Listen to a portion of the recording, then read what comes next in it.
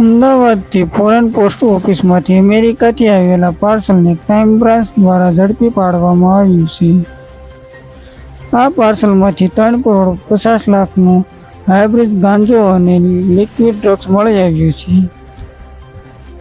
અગાઉ પણ foreign post ઓફિસમાંથી card વેબથી order કરાયેલો હાઇબ્રિડ ગાંજો મળ્યો હતો. આ સમગ્ર પ્રકરણમાં એ સમયે સેન્ટ્રલ એજન્સી અને અમદાવાદના ક્રાઇમ બ્રાન્ચની ટીમે રેડ કરી રમકડાની વચ્ચેથી હાઇબ્રિડ ગાંજો ઝડપી પાડ્યો હતો. ત્યારે ફરી એક વખત કરોડોનું કન્સાઇનમેન્ટ રિસીવ પાસે જાય એ પહેલાં જ ક્રાઇમ બ્રાન્ચે ઝડપી પાડ્યો છે.